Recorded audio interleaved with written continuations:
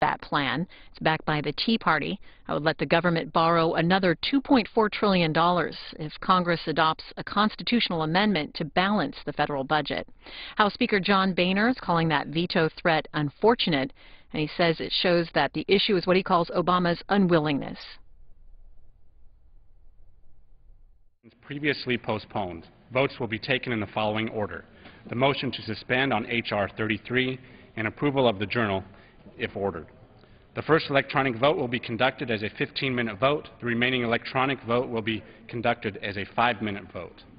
The unfinished business is the vote on the motion of the gentlewoman from Illinois, Mrs. Biggert, to suspend the rules and pass H.R. 33 as amended, on which the yeas and nays are ordered. The clerk will report the title of the bill. Union Calendar Number 81, H.R. 33, a bill to amend the Securities Act of 1933 to specify when certain securities issued in connection with church plans are treated as exempted securities for purposes of that act. The question is, will the House suspend the rules and pass the bill as amended? Members will record their votes by electronic device. This is a 15-minute vote.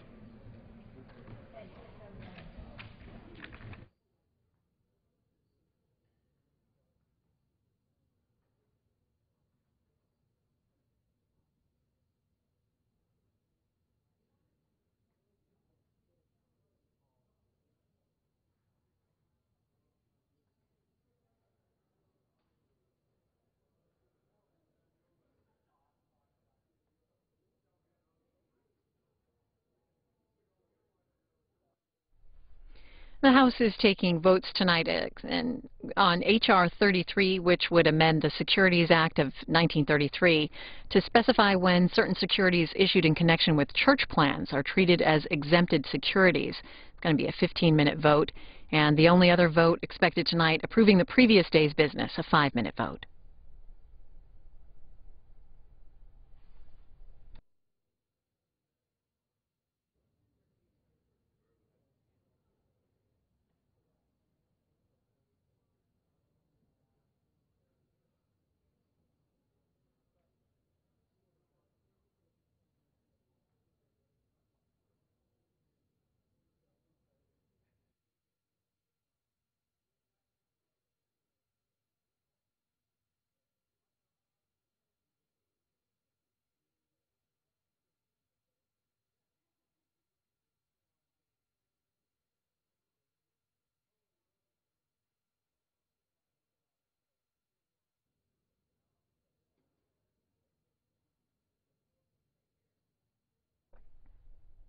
The House taking up H.R. 33 to amend the Securities Act of 1933 to specify when certain securities issued in connection with church plans are treated as exempted securities.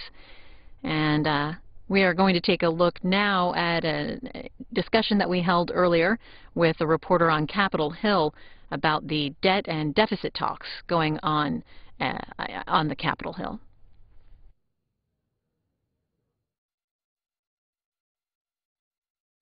Jessica Brady is a staff writer at Roll Call. She joins us by phone with an update on the debt and deficit issues in the House and Senate.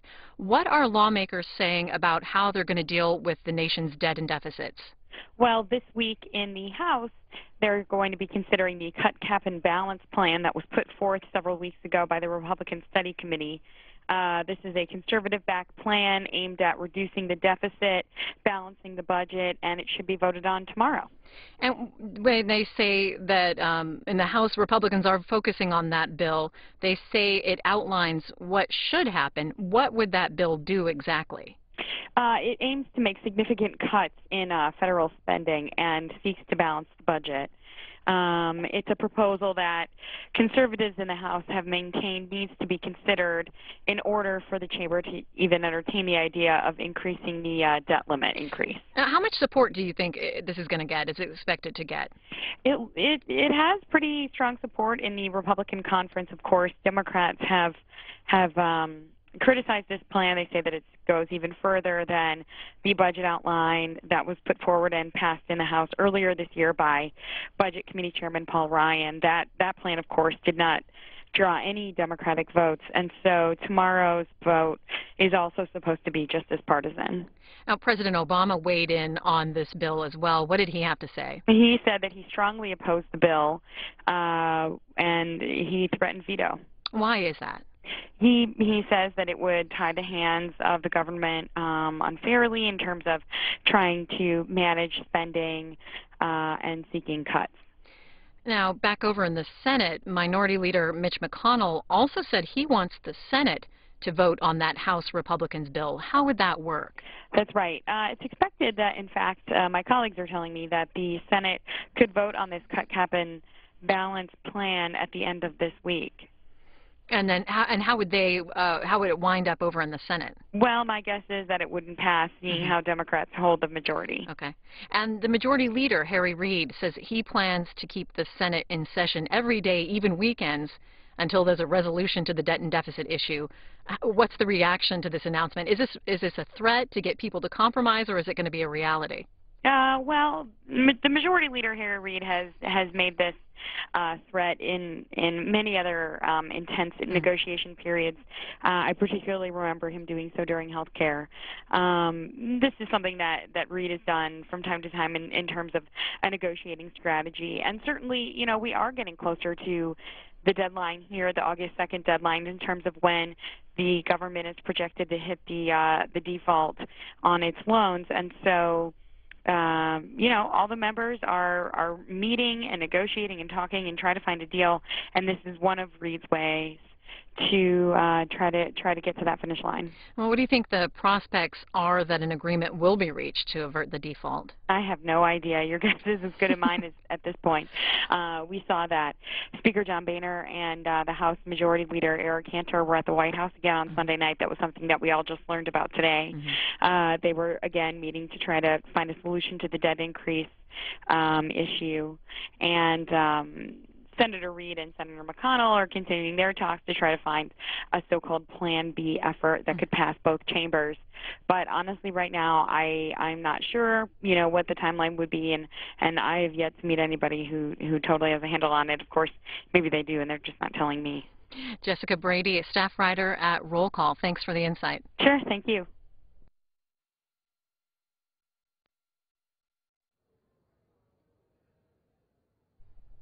The Rules Committee is marking up a bill dealing with the debt and deficit, and they are going to get that bill ready for consideration for tomorrow.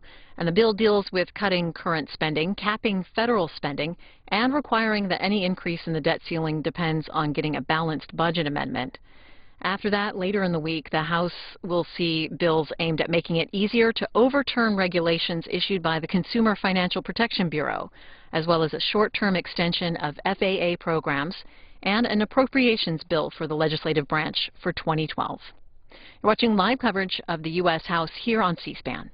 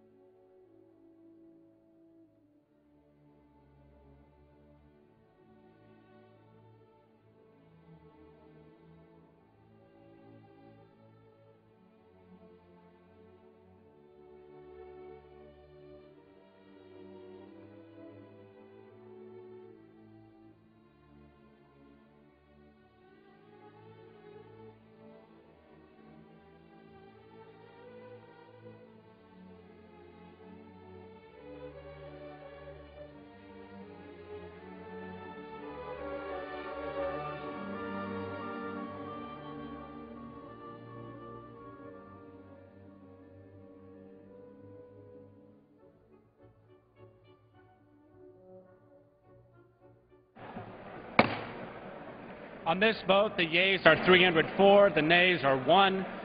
Two-thirds being in the affirmative, the rules are suspended. The bill is passed.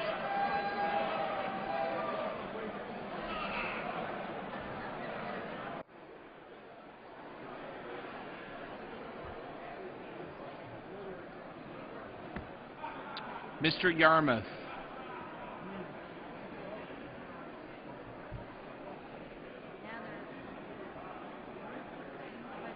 Mr. Yarmouth votes aye. Mr. Hoyer. Mr. Hoyer votes aye. Mr. Clyburn.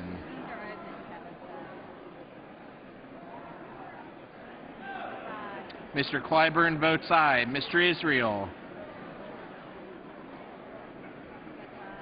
Mr. Israel votes aye.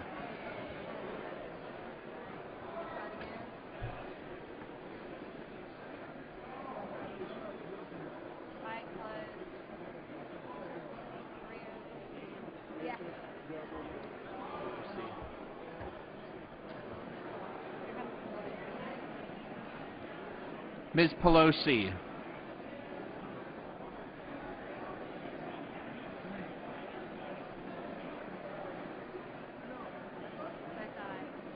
Ms. Pelosi votes aye.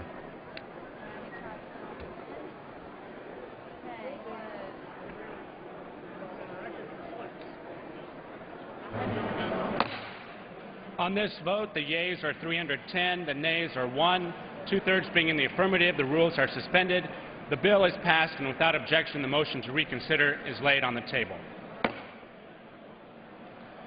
Pursuant to Clause 8 of Rule 20, the unfinished business is the question on agreeing to the Speaker's approval of the journal, which the Chair will put de novo. The question is on agreeing to the Speaker's approval of the journal. Those in favor say aye. Those opposed, no. In the opinion of the Chair, the ayes have it. Mr. Speaker, on that, I ask for yeas and nays.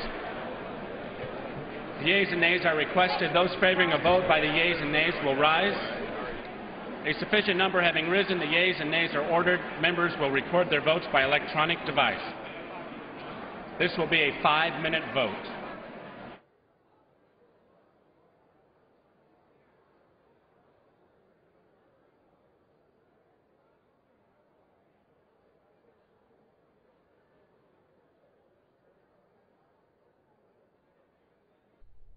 This is the only other vote expected tonight approving the previous day's business, and members just voted on H.R. 33, which would amend the Securities Act of 1933 to specify when securities issued in connection with church plans are exempted. That measure passed 310 to 1. The House Rules Committee just met. It was marking up a debt and deficit reduction bill, and we had coverage of that on our companion network C-SPAN 3, and you can find it also on our C-SPAN video library.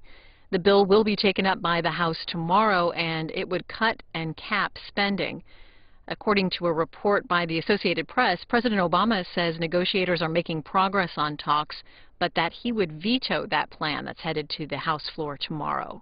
It would let the government borrow $2.4 trillion if Congress adopts a constitutional amendment to balance the federal budget. You're watching live coverage of the U.S. House here on C-SPAN.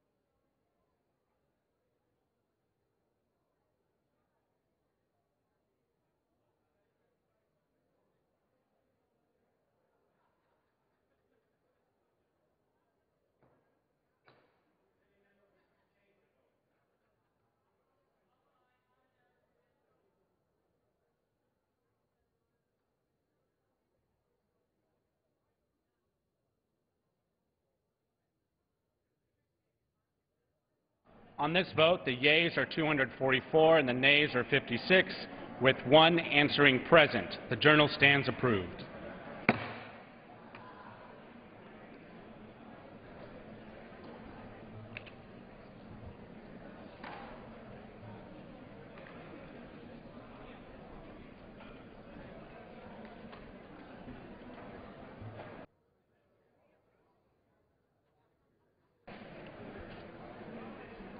The chair lays before the House the following personal requests.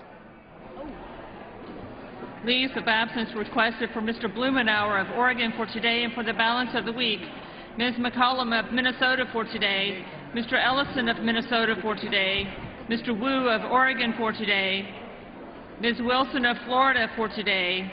Mr. Bishop of New York for today. Without objection, the requests are granted.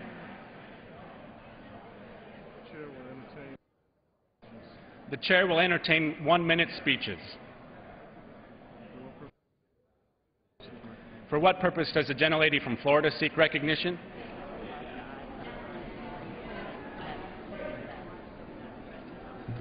Without objection. The House will be in order.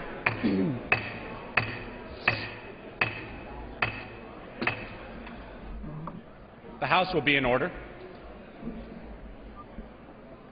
The gentlelady from Florida is recognized. Thank you, Mr. Speaker. And I rise tonight to mark the anniversary of the attack on the EMEA Jewish Community Center in Buenos Aires, Argentina. On July 18, 1994, the Iranian regime, through the coordinated efforts of its embassy and extremist proxy, Hezbollah, committed one of the deadliest attacks of anti-Semitism in the Western Hemisphere by killing 85 men, women, and children and injuring over 300 innocent bystanders. 17 years later, Mr. Speaker, the regime has yet to answer for its role in the attack. Its statement this weekend was nothing more than a desperate PR attempt to manipulate the headlines in advance of today's sad anniversary. And so, as we mark the 17th anniversary of this horrible attack and honor the victims and the survivors of that day, we must recommit ourselves to holding the Iranian regime accountable for the EMEA attack and for the threat that it continues to pose to U.S., regional, and global security. I thank the Chair, and I yield back the balance of my time. Thank you, Madam Speaker. Lady yields back the remainder of her time. For what purpose does the gentlelady from Texas rise? Without objection. And, Madam Speaker, the House is not in order. The gentlelady is correct. The House is not in order. Please take your conversations off the floor.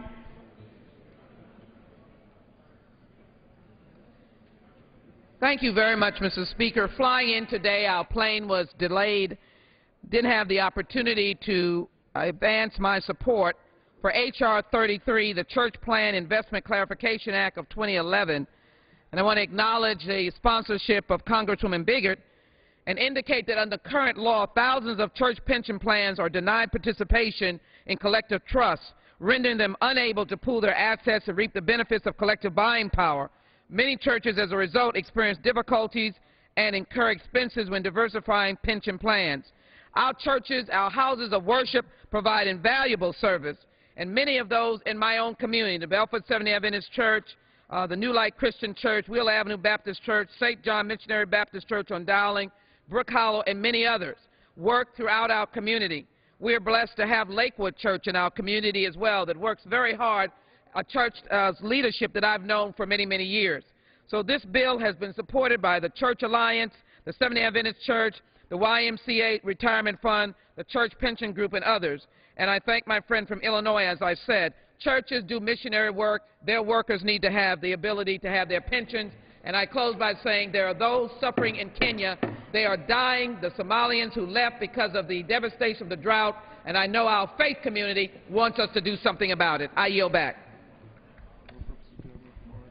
What purpose does the gentleman from Arkansas rise? Without objection. Thank you, Madam Speaker. Today I rise to remember a great leader from the state of Arkansas, Mr. Stanley Reed. Stanley Reed was prematurely taken away from us last Friday, but his legacy will live on. Stanley was from Marianna and Lee County, but his influence is felt throughout the entire state of Arkansas. He served as president of the Arkansas Farm Bureau and worked tirelessly for the agriculture community, leading several initiatives to advance Arkansas agriculture. For 10 years, he served on the Board of Trustees for the University of Arkansas. Stanley placed a great emphasis on the importance of education, and it can be seen through his work at the university. Stanley was also an advocate for Arkansas businesses. He served on the board of Arkansas World Trade Center, where he shared his vision for Arkansas businesses to compete in the global economy. Stanley leaves behind his wife, Charlene, his children, Nathan, Haley, and Anna, and 3 grandchildren. Arkansas lost a great leader, advocate, and ambassador last week, but Stanley Reed's legacy will live on through the impact of his work. With that, I yield back. For what purpose does the gentleman from California rise? Address the House for 1 minute. Without objection. Madam Speaker, later this week, this House will take up the second iteration, the second coming, if you will, of the House Republican budget, a budget designed to destroy Medicare, basically to terminate it for anyone that's 55 years or younger, a plan designed to put Social Security on a track to privatization, a plan designed to take nearly $700 billion out of the Medicaid program, basically destroying those things that have held the fabric of America together. Have no illusions about what this is all about. It's not just a constitutional amendment. It's not just cut and cap. It is really about destroying Medicare, Medicaid programs that are essential for seniors. Now, if you want to make a cut in something, why don't you take $1/3 of $1 trillion out of the war in Afghanistan, which is what we're going to spend over the next 4 years. Now, there is a good cut that we ought to make. With that, I yield back. For what purpose does the gentleman from Tennessee rise? Unanimous consent to address the House. Without objection. Thank you, Madam Speaker. I rise today to recognize a true American hero, Private First Class Joe Meade. Private First Class Meade was a member of Mike Company, 3rd Battalion, 26 Marines. He died in Vietnam when his battalion was fighting outside Da Nang. While carrying a wounded comrade to a waiting helicopter, Joe stepped on a landmine and sadly was killed. Private Meade was only 19 at the time. In recognition of his valor, he was awarded the Silver Star. Dwayne Crawford, Private Meade's former commanding officer, who recently founded a scholarship in his honor, had these words to say about Joe's actions. With total disregard for his own life, he continually exposed himself to danger by administering first aid to his wounded comrades, offering them comforting words, and helping them to medevac helicopters. His courageous actions saved many lives. Even though he lived only 19 years, the legacy of Joe left behind is truly remarkable. Private First Class Meade exemplified the best of America and the United States Marine Corps.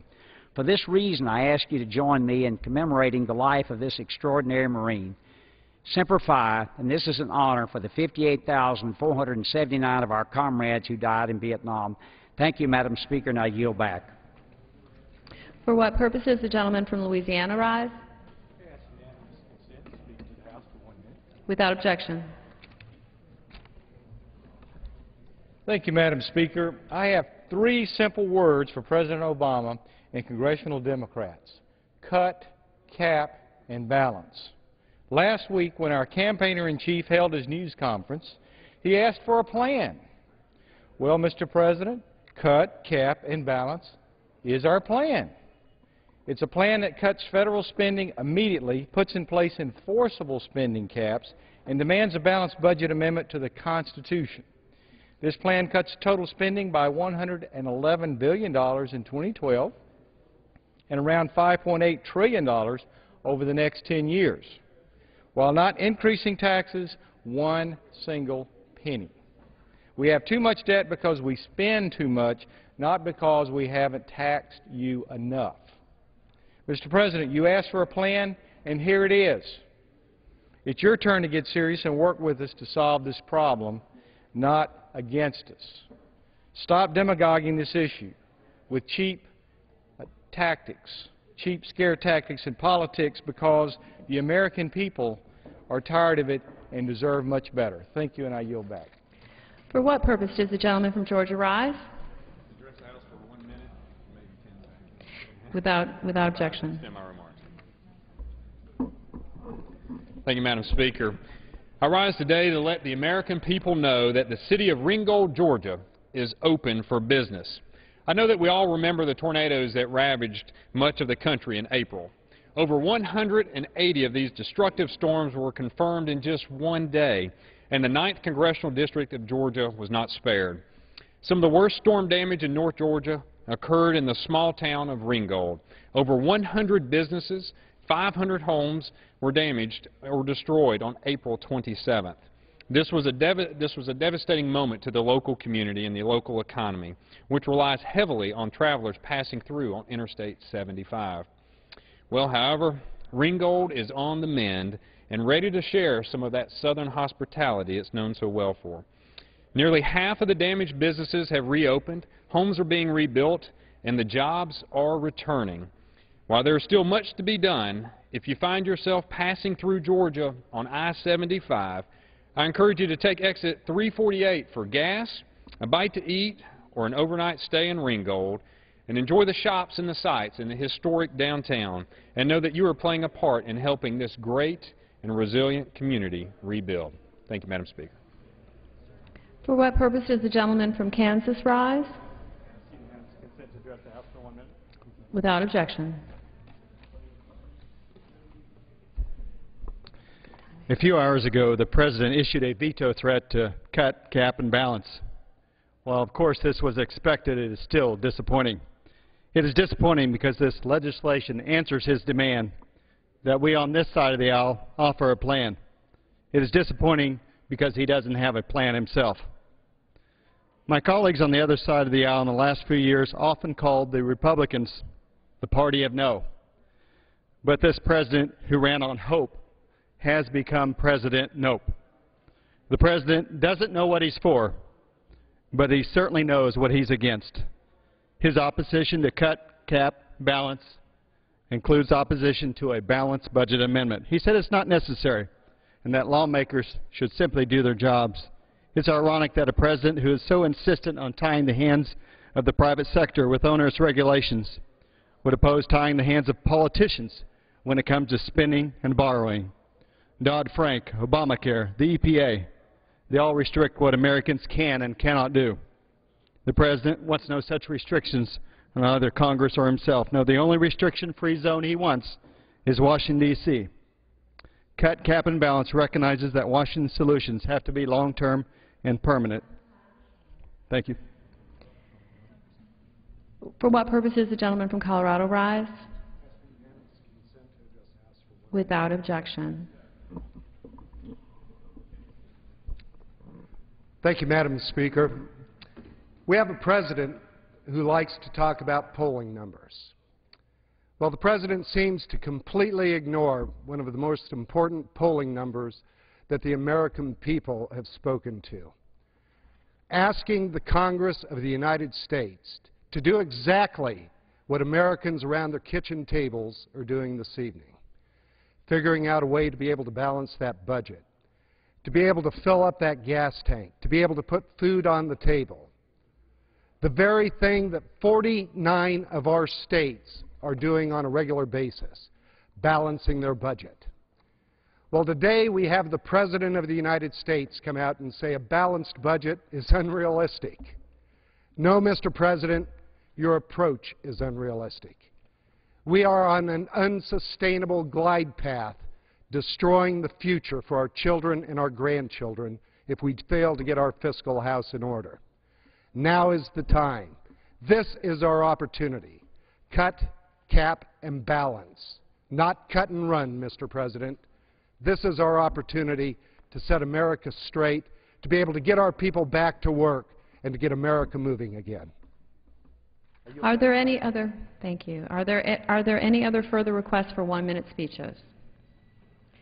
Under the Speaker's announced policy of January 5, 2011, the gentleman from Arizona, Mr. Franks, is recognized for 60 minutes as the designee of the Majority Leader.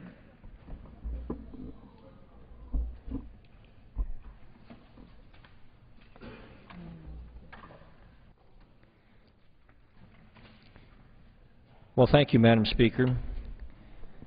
Madam Speaker, we are going to discuss tonight the cut, cap, and balance bill that will come before this body tomorrow morning.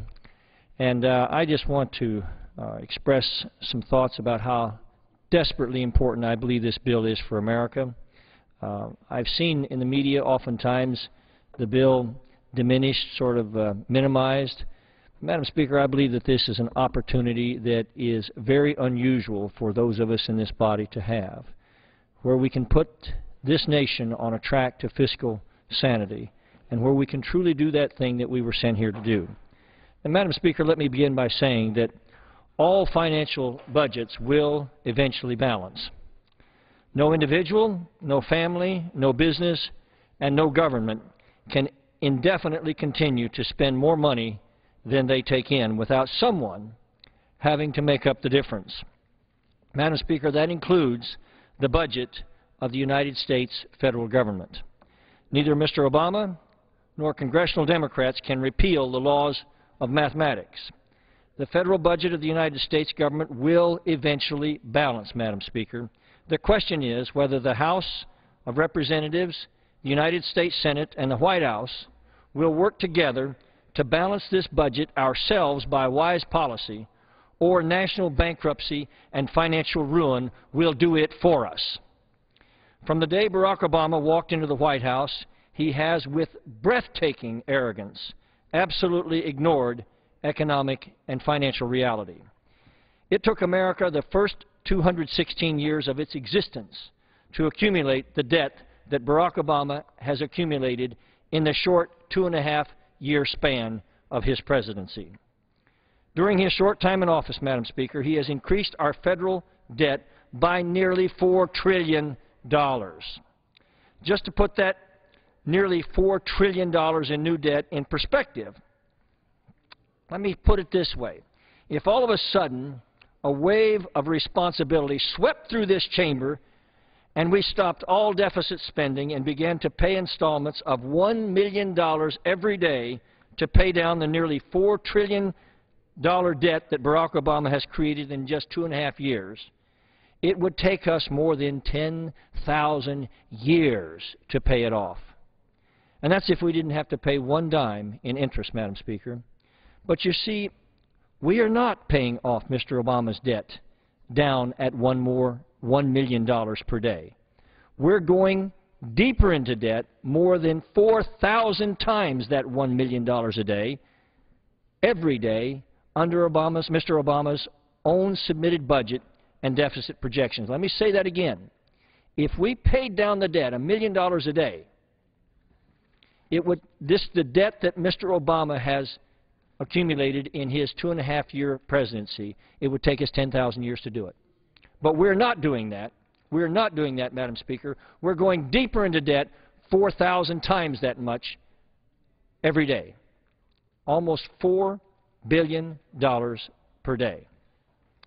And then when speaking of the effort to reduce the deficit, the President has the hubris to tell conservative Republicans to take a balanced approach and to eat our peas. Madam Speaker, if there is anything more catastrophically out of balance than our federal budget, it is the arrogance to competency ratio of this White House. We have already tried Mr. Obama's way. We have far too long been testing Democrat Economics 101, the theory that is, as Vice President Biden put it, we have to spend money to keep from going bankrupt. Madam Speaker, when it comes to balancing our budget, Mr. Obama and the liberal media have suggested that Republicans are unwilling to address the revenue side of this equation, but that isn't true either. Just because Republicans are not willing to increase job-killing tax rates on this country doesn't mean we don't understand the revenue side of the equation.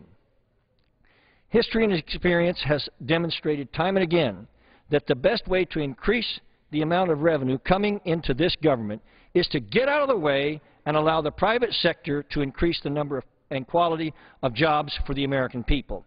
This has always, historically and always, Madam Speaker, resulted in the increased productivity and the broadening of the tax base in this amazing nation.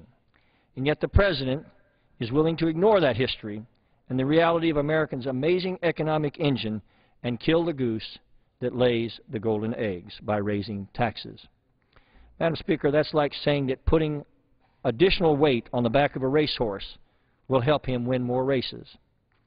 You'll recall that the Democrats, when they had control of Congress, raised the debt limit 6 times. I so clearly remember the surreal spectacle at the time of Senate Majority Leader, or then Majority Leader of the House, Steny Hoyer, leading the entire Democrat caucus in a rousing standing ovation after the debt limit was raised by $2 trillion in 2010. We have watched as President Obama ran up a $1 trillion deficit for the first time in history, and then break that record the very next year, and then say that we would have $1 trillion plus deficits, quote, for years to come. We have watched as Mr. Obama and the administration has promised that if we would just allow them to spend another $800 billion on their stimulus package, that the economy would rebound, and then unemployment would never go beyond 8%. But now, Madam Speaker, the American people have awakened, and they are tired of Democrats telling them that 2 plus 2 equals 13. So as we now find ourselves facing the prospect of raising the debt ceiling yet again, Republicans have said the only way we are going to consent to raising the debt ceiling is if we cut spending by the same amount we increase the debt ceiling, and then if we give the people and the states of this nation the historic opportunity to adopt a balanced budget amendment to our Constitution to put this country back on the track of fiscal sanity once again, Madam Speaker. Now, I know that Mr. Obama and the Democrats have falsely said that the balanced budget amendment is really just a Republican plan to destroy Social Security and Medicare. But the truth is that the bill we're going to be voting on tomorrow does not cut Social Security, it does not cut Medicare, and it does not cut the compensation to our men and women in uniform by 1 dime. But the balanced budget amendment does give us an honest chance of reforming and saving those programs and our country from bankruptcy in the future. Mr. Obama and the Democrats have constantly said that we need to take a, quote, balanced approach and include increased taxes in the equation. But I've already said, Madam Speaker, increasing the rate of taxes will decrease the productivity of this nation and will ultimately decrease the revenue that comes into this government. It is the economic equivalent of mixing dirt and ice cream. It is a poor recipe to embrace in the name of balance. Madam Speaker, the truly balanced approach to this problem is a balanced budget amendment to the United States Constitution. By passing this cut, cap, and balance bill, along with the balanced budget amendment, we have a rare opportunity, and it's one that may never come again, Madam Speaker, of doing something truly historic that will save this nation and its people from economic ruin.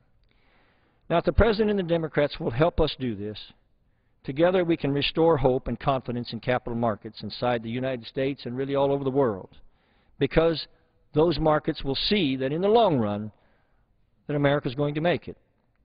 Now, it may take 6 or 7 years to fully ratify this constitutional amendment once it's sent to the states. But we owe it to the states and to the people to give them this chance to save their nation. In the meantime, we can work hard here to expand this economy and to balance this budget that we work with here every year so that when the amendment is ratified, we will be ready to go forward together as a nation to embrace the greatest days we have ever seen.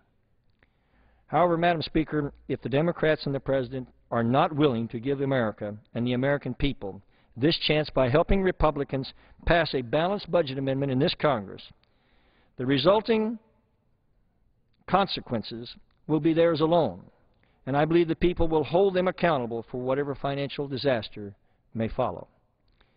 You know, Madam Speaker, long ago Thomas Jefferson said, "I wish it were possible to obtain a single amendment to our Constitution.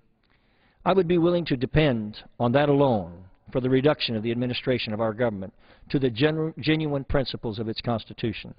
I mean an additional article taking from the federal government the power of borrowing." Madam Speaker, it turns out Thomas Jefferson was right the vast majority of the time, and we have been those who have seen the best of some of the principles that he espoused so long ago. How I wish his contemporaries had listened to him about the balanced budget amendment. But in this moment in history, America may get a second chance, Madam Speaker, but we may not get it again. You know, I don't often quote Shakespeare, but long ago he wrote in a play this quote that I think applies to us today. He said, there is a tide in the affairs of men, which taken at the flood leads on to fortune. But omitted, all the voyage of their lives is bound in shallows and in miseries. Upon such a full sea we now find ourselves afloat, and we must take the current when it serves, or lose our venture. In this time of crisis, we are also standing in a place where the tide is high and the opportunity is real for us to do something that will truly turn things around for this nation. Madam Speaker, this is not the Democrat Congress of last year that gave a standing ovation to a $2 trillion increase in our debt limit. This is the Congress that was sent here by the American people to turn things around. And that starts by drawing the line on spending and saying thus far and no further, and passing a balanced budget amendment to the United States Constitution. By the grace of God, Madam Speaker, that's exactly what we're going to do. And with that, I would like to yield to the gentleman from Indiana for such time as he may consume.